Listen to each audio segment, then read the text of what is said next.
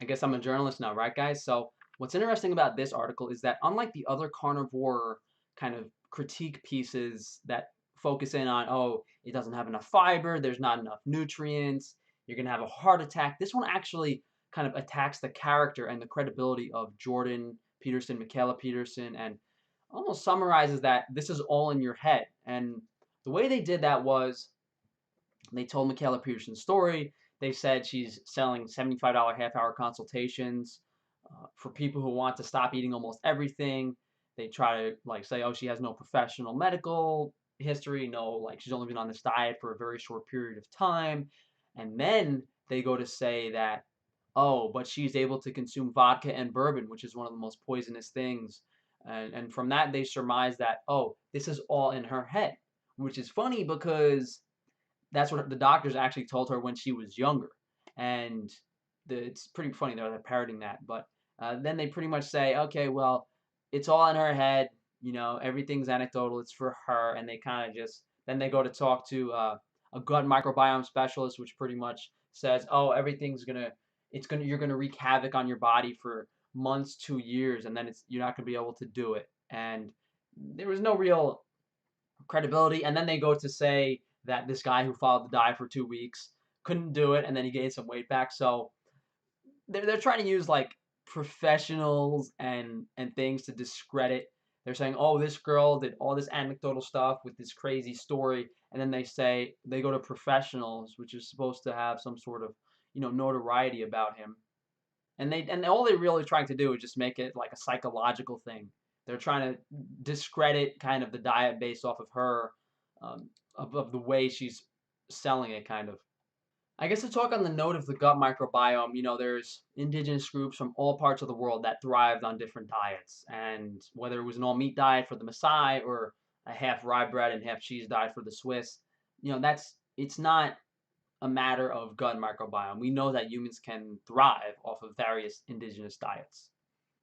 And then the way they critique Jordan Peterson is that they said he has all this regimented data and he's so critical in his personal beliefs and and the main reason he got popular for. And then they go to say, oh, but then he listened to his daughter and did this wacko thing.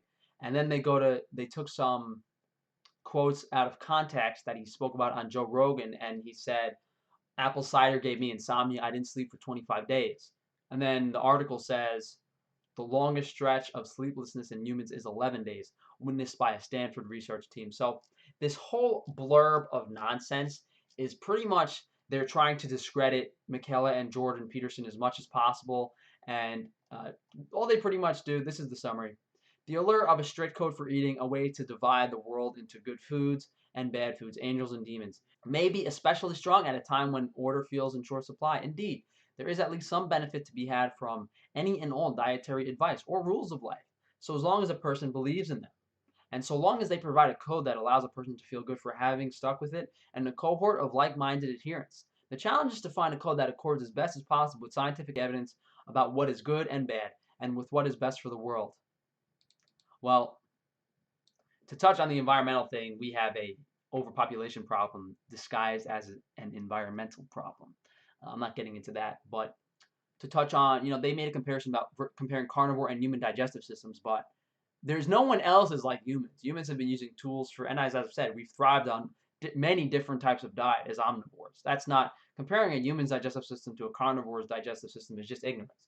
And to touch on, they pretty much try to summarize that if you believe in the diet, if you have like-minded people, it works. And the main problem I have is if the carnivore diet was initially sold as this is a nutrient-dense diet that focuses on these high-quality animal foods, that removes inflammation, this is why fiber isn't necessary, you are getting all your vitamins, XYZ, support local farmers, blah, blah, blah, we wouldn't be having any of these publications. And because of people trying to sell this diet based off their anecdotal experiences, because they don't understand why this diet actually works for people, and they're not able to convey that in an intelligent way, we have these articles coming up which is discrediting people. And the main reason I made this video and the main problem I have is something bad's going to happen with this diet, 100%, and then it's going to be blamed and they're going to say we're killing people. That's what's going to happen.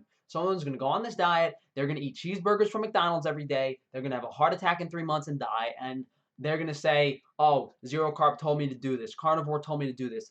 I have a feeling that's going to happen. If not, some story's going to be made up, and it's going to seem like that's what happened. So if the stance can be changed drastically starting yesterday, I think we would avoid any negative connotations associated with this way of eating.